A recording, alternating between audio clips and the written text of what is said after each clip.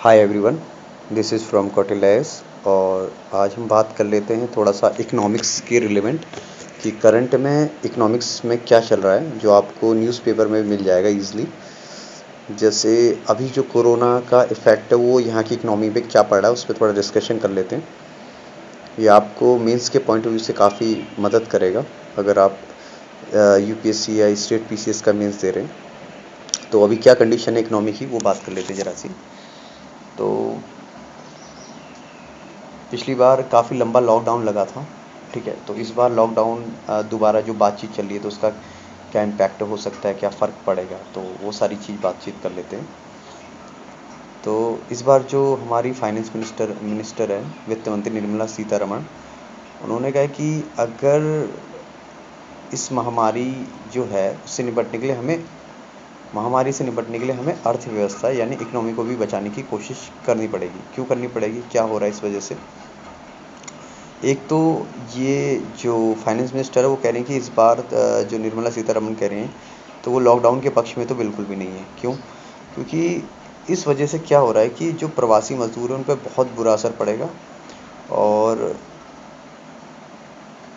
जो भी हमारे उद्योग हैं वो कंपनियां हैं, और उसकी वजह से क्या हो रहा है कि अगर कंपनियां बंद होंगी तो जो इकनॉमी है वो डाउन हो जाएगी हमारी। इसको कुछ इस तरीके से समझते हैं कि अगर जैसे कि जितने भी मज़दूर हैं वो वहाँ से पलायन कर जाएंगे, माइग्रेट कर जाएंगे, और इंडस्ट्री बंद हो जाएगी, तो जो हमारी लिक्विडिटी है वो क्या हो जाएगी, ख़त्म हो जाएगी, ठीक है। और जब तक प्रोडक्शन ही नहीं होगा गुड्स का, तब तक हमें जो हमारी इकोनॉमी को कैसे बूस्ट होगी। तो उसी पे जो राई है, भारतीय खुदरा संगठन, उसने भी चेतावनी दी है। और राई के सीईओ है कुमार राजगोपालन। उन्होंने कहा कि अगर इस बार फिर लॉकडाउन लगता है तो नौकरियां स्थायी तौर पे ही खत्म हो जाएंगी, ठीक है।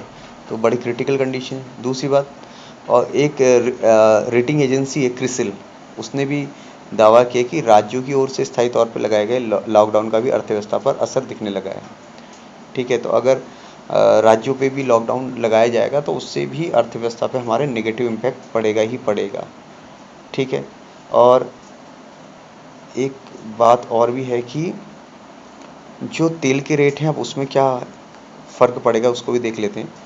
तो देश में ईंधन की बढ़ती खपत के बीच कच्चे तेल और गैस उत्पादन में बड़ी गिरावट आई है। सरकार ने मंगलवार को बताया कि 2020 से 21 में क्रूड का उत्पादन 5% तो गैस का 8% कम रहा है। इस दौरान सरकारी और निजी दोनों क्षेत्रों के उत्पादन में कमी आई है।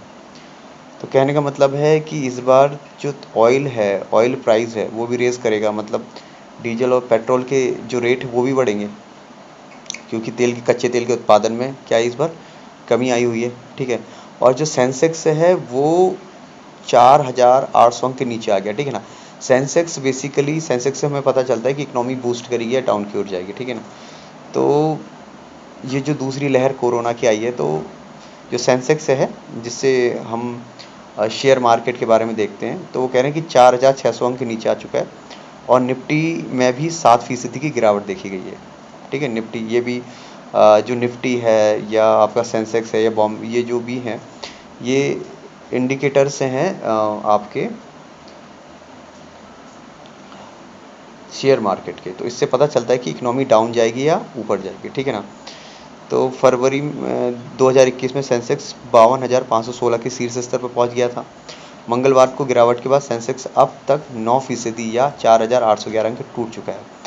तो इसका मतलब क्या है? इसका मतलब ये है कि इससे भी हमारी इकोनॉमी क्या हो जाएगी, इस बार डाउन जाने की पूरी पूरी गारंटी है। अगर हम इस बार लॉकडाउन दोबारा लगता है, वैसे जैसे कि निर्मला सीतारमण ने कहा कि लॉकडाउन नहीं लगना चाहिए, और अगर लगता है तो उससे नौकरियां भी ख़त्म होगी, और सबसे बड़ी प्रॉब्लम क्या होगी कि इकोनॉमी हमारी बहुत ज़्यादा डाउन होगी। क्योंकि जब प्रोडक्शन ही नहीं होगा, जब मार्केट में प्रोडक्शन ही नहीं होगा, तो फिर मार्केट में पैसा कहाँ से आएगा, और जब पैसा ही नहीं होगा तो चीज़ें क्या होंगी। सीधी सी बात है कि डिप्रेशन भी जा सकता है, मंदी का दौर आ सकता है, ये सारी कई सारी प्रॉब्लम क्रिएट हो सकती हैं। और अभी आरबीआई पे एक इल्ज़ाम लगाया है अमेरिका ने। उसने बोला है अमेरिका ने कि जो भारत है वो जो फॉरेन रिजर्व है, फॉरेन रिजर्व है उसका, वो बैंक मतलब रिजर्व बैंक विदेशी मुद्रा की जमाखोरी कर रहा है, ठीक है। तो अभी तक क्या है कि जबकि आरबीआई ने बोला है कि हमारे पास 500 से 600 अरब डॉलर के बीच विदेशी मुद्रा है, ठीक है ना।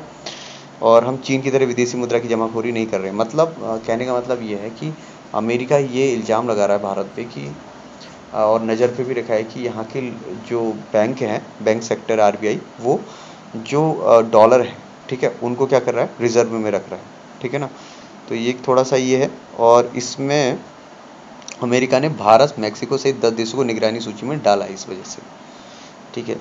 तो अभी जो कह सकते हैं हमारी जीडीपी तो खैर डाउन जा ही रही है, और इस वजह से मुझे लगता है कि इस बार नौकरियों पे अगर ऐसा ही लॉकडाउन रहा तो नौकरियों पे बहुत ही नेगेटिव इम्पैक्ट पड़ेगा। अब इसका सॉल्यूशन क्या हो सकता है? इसका सॉल्यूशन ये हो सकता है कि जो लॉकडाउन है ये कोई इसका सॉल्यूशन नहीं है परमानेंट कि लॉकडाउन लगाएंगे। तो अब लॉकडाउन नहीं हुआ तो लॉकडाउन होने से लोगों की परमानेंट जॉब जा सकती है और उसका इम्पैक्ट बहुत लंबे टाइम तक रह सकता है। तो लॉकडाउन तो कोई सॉल्यूशन है नहीं। तो गवर्नमेंट को ये करना चाहिए कि जितने भी स्टाफ हैं उनको कम करके और प्रिकॉशंस लेकर, ठीक है, और सबको जॉब की अलॉटमेंट करनी चाहिए, जिससे कि लोग अपनी आजीविका, अपनी सैलरी है कमा सके और अपने घर को तो चला सके कम से कम। नहीं तो बहुत ज़्यादा ही ये प्रॉब्लम क्रिएट होने वाली है। सॉल्यूशन तो एक ही नज़र आता है कि सरकार को थोड़ा ढील देना पड़ेगा काम पर, ना कि लॉकडाउन पर। लॉकडाउन का सेंस इनका ये होना चाहिए कि लोग मास्क पहने, सैनिटाइज़र का यूज़ करें और डिस्टेंस मेंटेन रखें। नहीं तो लॉकडाउन कोई परमानेंट सॉल्यूशन नहीं है। और अगर इस बार लॉकडाउन लगता है तो आप सोच भी नहीं सकते कि इकनॉमी बहुत ज़्यादा डाउन हो जाएगी। और आज के लिए इतना ही। Thank you so much.